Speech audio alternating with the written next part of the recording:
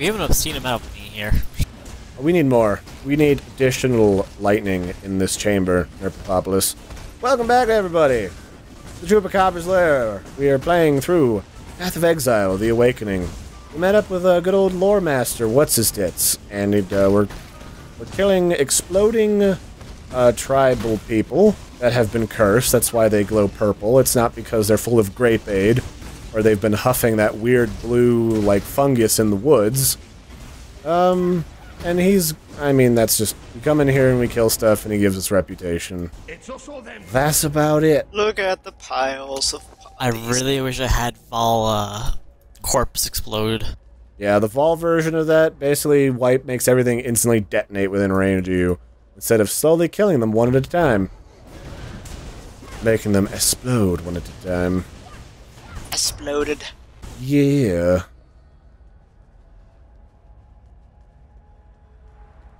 And there's a taint on the mumble I haven't seen in a while that just logged in. Isn't that neat? Alright, so we got to get to the top of this place. That's the Keaton numero uno goal. And I don't know if the Empire ever came in and explored a lot of these old ruins. I'm sure if they could find them, they would. But the plethora of undead shit in here leads one to believe probably not. Plus, you know, those tribes people. Yeah. So, the Empire was, sort of like... It was made up by a different faction of people after the fall of the Vaal. The Vaal were kind of like, a mountainous, group of folks, kind of like the Inca and like the Aztec and stuff. They were in, like, mountainous, forested areas. And after their fall, the Empire sort of rose, filled with people from another area that kind of stumbled upon their magic and their workings, and kind of took up where they left off, but they didn't really... I'm sure there's like a lot of shit they're just like, really? They did that? What the fuck? And there's also a lot of other stuff that they just didn't know how to do. I mean, it's kind of like trying to figure out how the Incan, or what was it? Not the Aztec. Was it Incan? Well, like the South American culture's language of the birds and the runes and stuff was very difficult to decipher in a vacuum because various religious institutions and like the conquistadors and conquerors all slowly tried to erase that language. And nowadays, we've spent a very long time trying to recover it and find the hidden missing bits. There's also the Mayan. Yeah, I think the Mayans are what I'm thinking of. Pretty sure they're the language of the birds. Yeah, the Mayan are the language of the birds, and the Incans have got, like, the crazy pictograms that are, like, layers inside of layers. So, like, a whole picture can stand for, like, a complex concept. It's really crazy stuff. Great, interesting stuff to listen to late at night on Netflix. All that business. It's interesting what other cultures can come up with their crazy pantheons of gods and all that. But basically what I'm saying is, in a vacuum, some shit is just hard to understand and figure out. Oh wait, the other stairs is over there. I totally whiffed that. I didn't even see that we walked past it. Nicely done, me. Credit to the Force. Alright. It's okay, I'm guarding your body. It's true, my butt is pretty guardable. And we should be getting pretty close to the top now. I mean, we'll know because we'll just be in like a single room after the last set of stairs. Is he? Top's right here. Okay, well that's convenient. Obviously, my character knew how to walk upstairs. Obviously, these places and pyramids, like the levels get smaller the further up you go. Alright, so what's the worst that could happen if we were to put a magical triangular device on top of an Illuminati altar, surrounded by ancient Incan runes and machines made out of the bones of dead people? What could possibly go wrong? I thought this guy was supposed to be about traps, and I have his hammer. It's almost like Neff is a crazy person that changes his mind quite often. So now we have a 3-armed murder machine that was crafted by the Vaal. They really liked entrapping the souls of the damned inside of machines to do things with. He's about to do lasers. Yep. Yep, that's what I was hoping for. Alright, so he's got 3 hands. One cudgels you in the face. One kind of looks like a weird trident that shoots lasers. And then one summons the things, which are all these weird Vaal constructs. And I gotta say, they did a nice job kind of delineating the ancient Vaal magic to kind of make it feel very original.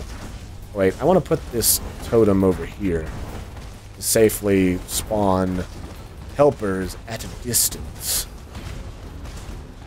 So the one thing that is kind of nice about this boss is, when I first started playing it, he did not summon but, like, I think one wave of, like, adds. And that's a problem when you're playing alone for the first time, because this boss, A, is kind of tough when you don't know what you're doing, and B, without shit to kill, and without, like, portals to go back to town, you run out of magical potions very quickly, and that makes killing his face very, very difficult.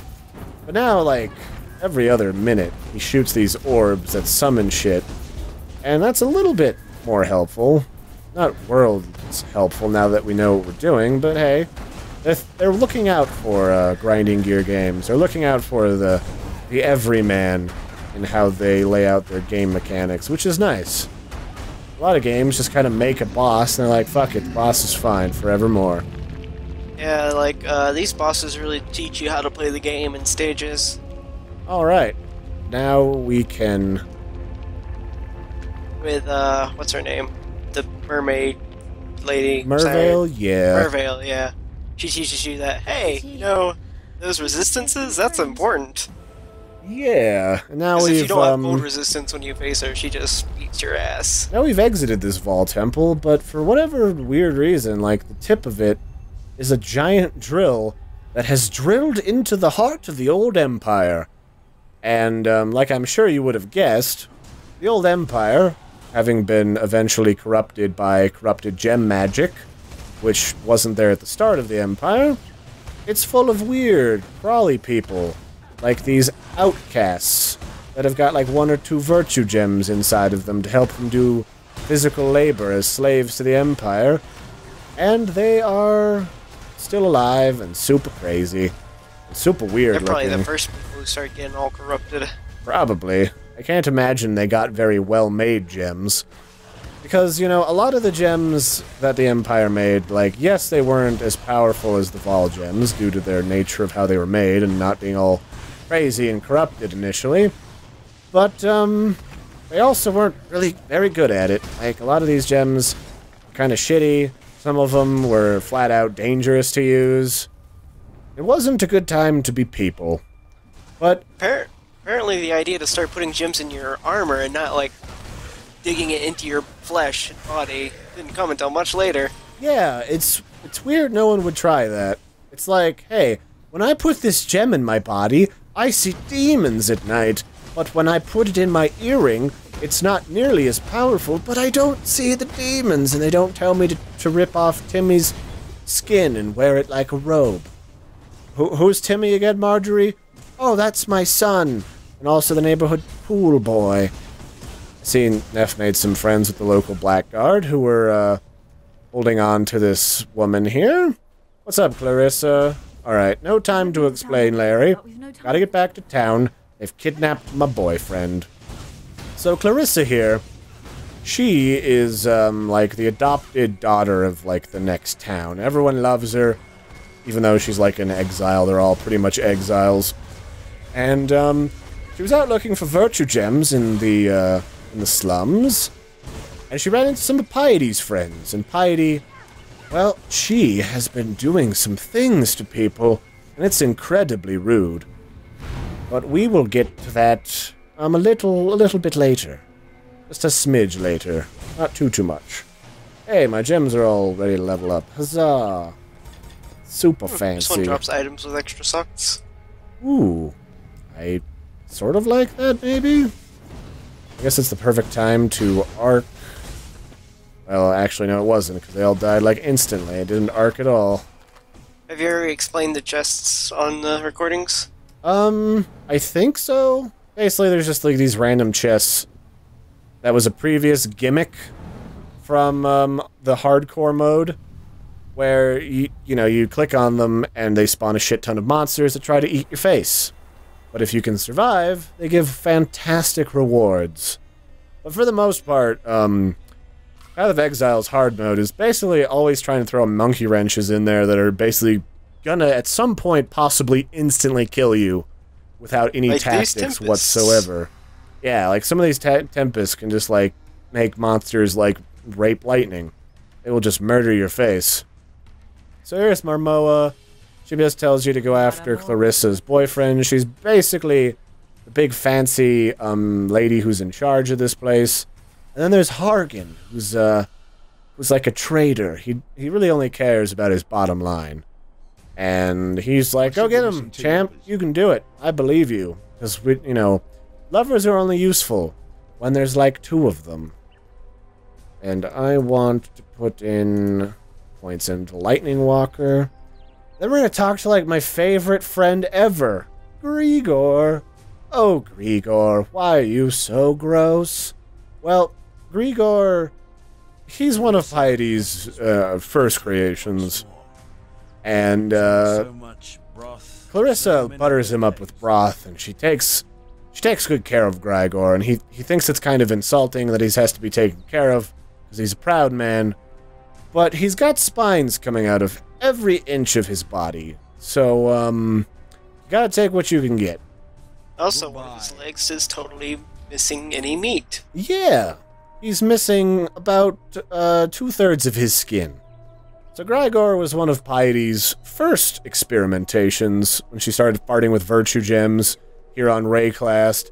And Grigor escaped, and now he's made it his solemn duty to help any wayfaring wanderer stab the ever-loving shit out of her face. I honestly couldn't blame her. Or blame him about her, because she's kind of a dick. So now we're gonna go visit the old slums. Just not like the Slumdog Millionaire part, because I don't want to have to dump into like a giant pile of poopies in order to progress the storyline. But we're gonna have to. That's the sad part. So that comparison is more factually accurate than I wanted it to be. Yeah, so we're in the old slums where all of the slaves used to live. And you might notice that there's all these weird contraptions about. Well, one can't exactly have a slave army if they're always getting out of line. And basically all this stuff is just where they would torture them, where they would punish them, where they would kill them. It's not the best, but it feels very like ancient Greece, ancient Rome. Maybe more ancient Rome than ancient Greece. Both in architectural style and, like, societal qualms. But, Rome was built on the back of slavery. Like, most of the shit that they were doing was built on the slaves of conquered lands and of people who are indentured because of their debts. Not their societal debts, just like their straight-up, you owe me money, now sell yourself into slavery so I don't kill your kids debts. Which, to each their own. But it worked out for them for a while. One thing I like about the developers of this game is they usually try and incorporate the new stuff they had, the hardcore leagues, into the rest of the game. Yeah, these boxes were a gimmick from a previous hardcore league, and they liked it so much they kept it. Have there been any that they didn't keep? Was it like the random boss spawns that they didn't keep? There was the one with the blood corruptions, one of those like pop up little blood orbs. They didn't keep that. That was kind of intense. Okay, I'm okay with that one not being a thing. There was an invasion mode too, where like any kind of creature could spawn in certain areas or whatever. Yeah, that's weird, but it's good to know that they're not afraid to experiment, but they're like, yeah, this was a bad fucking idea, fuck that shit. But I mean, they kind of have that with Lore Masters. You can see some pretty interesting mobs come out of there. This is true. Alright, well, that's it for this episode, everybody. We got to see the Illuminati robot that the Vaal made. Clearly the Vaal's death was Illuminati conspiracy. When we get back, we're going to talk about graffiti. Everybody loves graffitis. Does anyone have a thing to use in the gem cutter box? Why, I'm stuck. Why am I stuck? He's dropping Trap more mob. traps. Alright, well, fuck And it. he's dead. Oh, I was just about to fart. So yeah, that was... Or we'll talk about that guy next round, I guess. Tara, do you have a transmutation orb? Hold To use on. on the box? Let me restart the next episode. Anyway, don't forget to like and subscribe, guys, and we'll catch you next time. Bye!